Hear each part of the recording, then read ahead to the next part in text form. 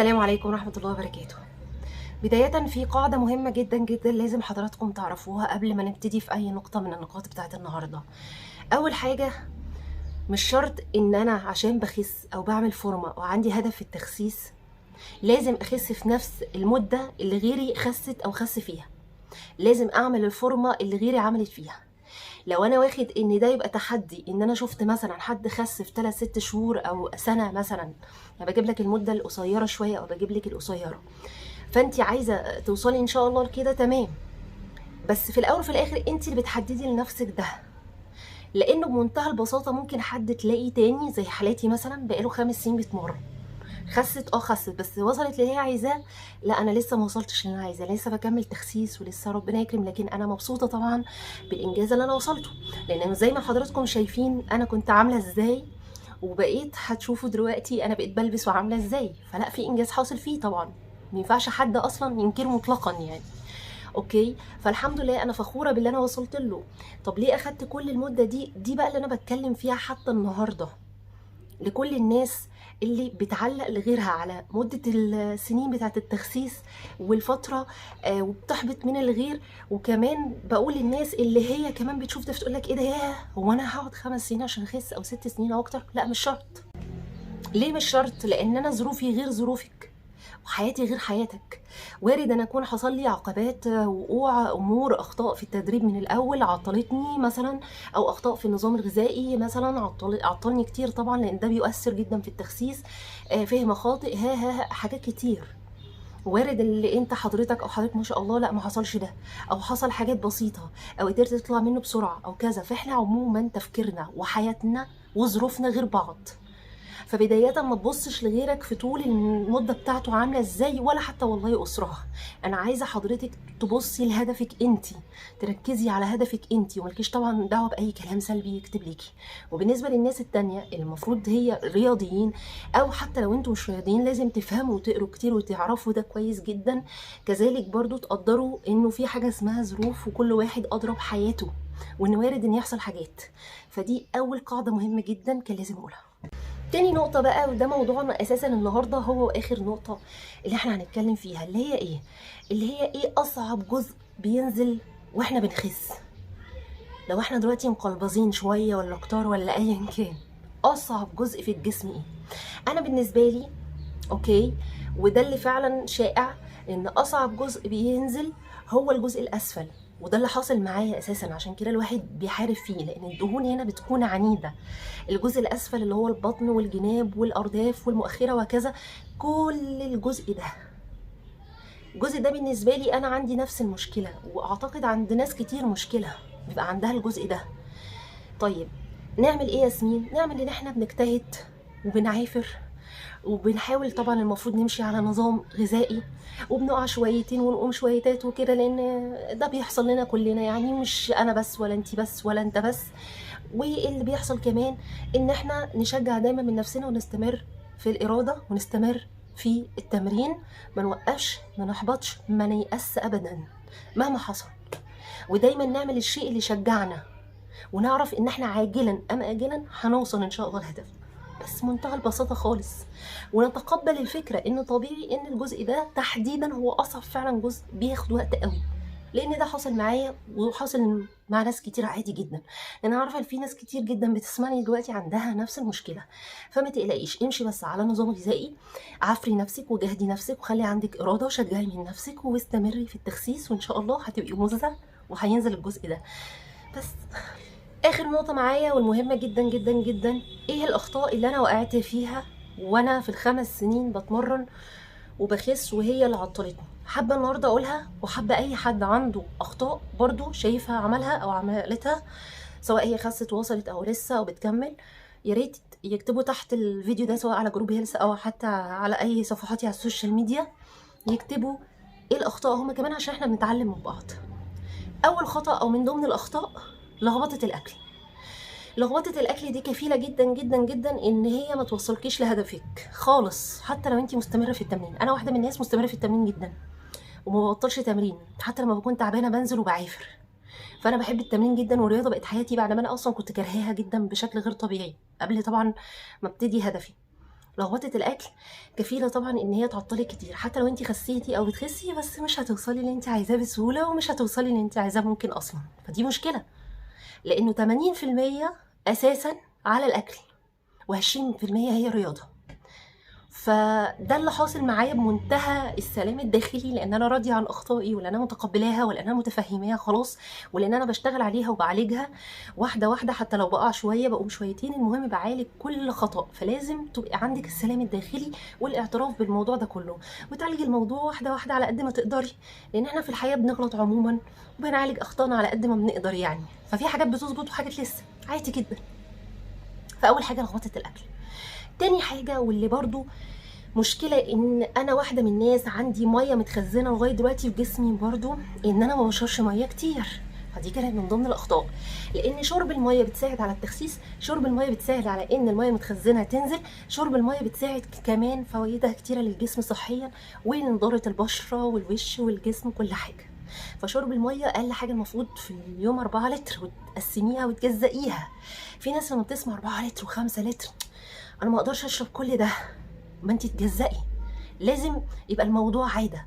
زي ما انت في حاجات بتبداي تتعودي عليها، في حاجات برضو نفس الحكايه، فلازم ان انت تعملي ده. فانت جربي تبداي برضو تعملي ده، لان دي من ضمن الاخطاء اللي انا وقعت فيها، لان ده الحاجه الوحيده اللي هتنزل لك الميه المتخزنه، كمان هتساعدك جدا على التخسيس. تالت حاجه طبعا، اني انا من البدايه ما تاسستش صح في التدريب، وطبعا انا ما كنتش فاهمه اي حاجه، وقعدت 5 سنين ما كنتش بركز مع المدرب اللي بيدربني ان انا اتمرن ايه ما اتمرنش ايه، اللي هو ماشي تمام اوكي يلا شيست تمام، لكن مش مركزه في التمارين نفسها، لكن مش متاسسه صح. رحت لمدربين كتير، سواء هم شاطرين او في منهم كان يعني او مش عارف ايه، يعني الحياه بتلطشنا ورحنا جيمات كتير و لكن اكتشفت حاجه مؤخرا مهمه قوي قوي، ان عشان تطلعي من كل ده لازم تقري كتير وتسمع كتير جدا وتدرسي الموضوع. ولكن كبدايه، عشان الكورسات بتبقى شويه غاليه، اوكي، ان انت تقري كتير في الكتب وتسمعي كتير وتستشيري الناس المتخصصه الشاطره، لان غير كده هتلاقي نفسك هايصه معاهم. غير كده كمان هتبقي لازم تدخلي كل شويه برايفت او على طول برايفت، فدي مشكله. لما بدات في الاخر اركز واخدت شويه برايفت مده قصيره، وبعد كده انا دلوقتي بقيت معتمده على ذاتي جدا في التمرين، وانا بقيت بمرن نفسي. بتلخبط، بيبقى عندي احيانا حاجات غلط، عادي. في ناس على السوشيال حتى من المدربين اللي عندي بيصححوا لي، وانا ببقى مبسوطه جدا.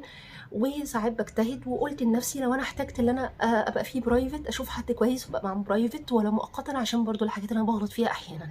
لكن في الاخر لا، بقى عندي تطوير ذاتي جدا، بقيت حاسه مبسوطه من نفسي، بقيت بعتمد على ذاتي، بقيت مش محتاجه يعني شويه حد، مش هقول قوي يعني، لانه انا بحتاج طبعا الغير علشان في حاجات كتير بتبقى ناقصاني.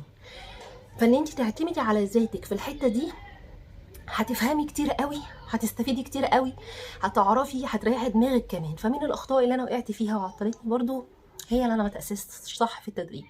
من ضمن الاخطاء والشائعه جدا عندنا كلنا هي الارق وعدم النوم. عدم النوم المظبوط، اسمعوا بقى الحته دي، مع عدم اكل مظبوط، مع حتى لو بتتمرني يا فله هتتخني، وهو ده اللي بيحصل العكس، او مش هتخسي. يعني هو حاجه من الاتنين، لا هيجي معاكي بالعكس ان انت تتخني، لا هيجي ان انت هتخسي، ما لهمش تالت. فعدم النوم وعدم الاكل كمان متظبط، حتى لو انت بتتمرني ولو ما اتمرنتيش يعني ايا كان، بوظ الدنيا. لكن نوم صحي كويس، لكن اكل مظبوط صحي كويس، لكن تمرين صح كويس برضو، فل 10 منوره، هتخسي وتبقي اموره وموزه الموزس بس. فده من الاخطاء اللي انا وقعت فيها وبعالجها برضو. النقطه اللي بعد كده، التساهيل في اللخبطه. يعني ايه التساهيل في اللخبطه؟ اقول لك انا بقى، يعني ايه يعني اكل حته الشوكولاته دي؟ مش هيجرى حاجه عادي يعني. ايه يعني النهارده اكل حته الجاتوهيه دي؟ مش هيجرى حاجه. الله، بسبوسه ايه مهلبيه، طب ايه المشكله لما اكلها؟ مش هيجرى حاجه. يا لهوي على المكرونه البشاميل، ياه تحفه، مش هيجرى حاجه، مش هيجرى حاجه ومش هيجرى. فاهمين انتوا الجو ده؟ بصوا، هو النهارده يوم فري، انا ما خدتش بقالي فتره يوم فري، رغم ان كل يوم هو فري عندي، كل يوم. او لسه دوبك بقول بسم الله الرحمن الرحيم في الدايت، الاقي نفسي هوب يلا يوم فري. فالتساهيل في اللخبطه ده بيبوظ كل حاجه. فده من ضمن الاخطاء اللولبيه اللي انا برضو وقعت فيها. من النقاط المهمة جدا عدم الوعي والتركيز في التمرين. مهم جدا وانت شغالة بتتمرني تركزي جدا جدا في نفسك، لا ليكي دعوة باللي جنبك ولا ليكي دعوة بحد ولا مش عارف ايه ولا الجو ده كله، يكشف ربي مين موجود. ليكي دعوة انت بتتمرني ولو معاكي مدرب او مدربة بتتمرني بتركزي معاه ومع وقتك التايم بتاعك وتحسي بالتمرينة، تبقى حاسس بالتمرينه علشان عضلات جسمك، علشان جسمك يستفاد، عشان روحك، عشان كل حاجه فيكي تستفاد من التمرين. عدم الوعي والتركيز في التمرين جايز مشكله كبيره جدا، وزي ما قلت مهم جدا، ونصيحه والله العظيم بقولها من قلبي، اقروا يا جماعه كتير، اسمعوا كتير، ادرسوا اكتر، هتستفيدوا اكتر، هترتاحوا اكتر. النقطه اللي بعد كده حته اللي انا ابص على الميزان. انسي الميزان ده خالص. انت حضرتك بتعملي انبادي كل شهر بس، الميزان مش مقياس خالص يا جماعه اللي انت خسيتي. حاجتين هما المقياس، الانبادي اللي حضرتك بتشوفيه لان مكتوبه عندك الدهون بالظبط ايه، فدي اللي بتشتغلي عليها، والميه المتخزنه لو عندك ميه متخزنه، والعضلات بتظبطيها حسب ما يناسب جسمك. اوكي. الحاجه التانية الميزان مش شرط، انت ممكن تخسي، ممكن تنزلي على الميزان او تكوني سوري ثابته كمان على الميزان فتقولي لا ايه ده انا ما بخسش، لا انت ممكن تكوني بتخسي، فده بيظهر فين؟ في الانبادي. المقاسات وشكل جسمك لما تكوني بتلبسي والمقاسات بتتغير معاكي ده بيبان ان انت برضو بتخسي، يعني في تخسيس اللي هو انا بخس مقاسات، فملكيش دعوه بالميزان. هتقعدي كل شويه تبصي على الميزان هتعقدي نفسك، ومش مقياس اللي انت ما بتنزليش. زي ما قلت لك انبادي كل شهر تحدديه بوقت معين بتعمليه، اوكي، وتظبطي حالك وتركزي على نفسك وتشتغلي وبس. ان دي كانت مشكله عندي اللي انا كل شويه ابص في الميزان، فده كان بيخليني احيانا ايأس، اقع، الخبط في الاكل، اتساهل والى اخره. فبلاش يعني نعمل الموضوع ده، لان الهرمونات احنا كبنات وستات عندنا ضربه خلقه، فبلاش ان احنا نضربها بالموضوع ده كمان. اخر نقطه معايا انه حته التشتت ما بين نظام. انا النهارده عايزه اعمل صيام متقطع، لا بصي انا هعمل كيتو، لا طب بصي انا هتبع الوصفه بتاعت دي حلوه، لا طب بص انا همشي انا بنظام انا، لا انا هروح لدكتور تغذيه بقى، لا بصوا انا هشوف كوتش. تمام. تشتت تشتت تشتت، وفي الاخر ما بتثبتيش على حاجه من الاخر. وده خبره ال5 سنين، والخطأ انا اتعلمت منه حاجه مهمه جدا، ودي اخر نقطه بختمها مع حضراتكم. كل جسم مختلف عن التاني، ومش كلنا هدفنا واحد. ممكن اكون انا مثلا عايزه اخس 20 كيلو، انت عايزه تخسي 10 كيلو، انت عايز تخس 5 كيلو، فمينفعش نظامي ينفع مع نظامك، مينفعش، لا يناسب. زائد انه احيانا الصيام المتقطع، وده اللي انا اكتشفته شخصيا عن نفسي، ممكن ناس تكون تانية جربته، تمام. الصيام المتقطع احيانا ما بينفعش مع الناس اللي بتتمرن في الجيم والتمارين الواحد بيعملها، وانا شخصيا كمان عشان بتمرن بوكسنج او كيك بوكسنج فبيبقى مجهود، فممكن ما بينفعش، احيانا ممكن ينفع، ومش طول الوقت ينفع تمشي على النظام ده. زائد انا شخصيا ارى، ويعني الفقيره والامه الى الله، انه يستحسن والافضل والاصح اقول لكم بعد الاذان. الاصح كالاتي: اي حد كده ما يجي بسم الله الرحمن الرحيم عايز يخس وتخس، لازم يعمل تحاليل معينه، اوكي، عشان لو كمان عندها نقص فيتامين د ده كفيل ان هو يبقى مشكله في الحرق يقل، فيعمل عقبه كمان.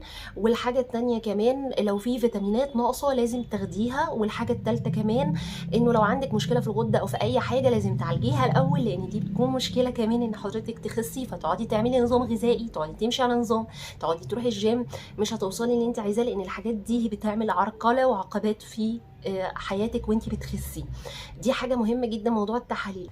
زائد ان كل جسم فينا مختلف عن التاني، فالانبادي بتاعك مهم جدا، هو اللي بيبين انت تمشي على نظام ايه. الكوتش او المدربه سواء بنت ولا ولد او دكتور التغذيه هو اللي بيحط لك النظام، او بيحط لك النظام ايه اللي مناسب للجسم بتاعك، للانبادي اللي بيبقى طالع فيه.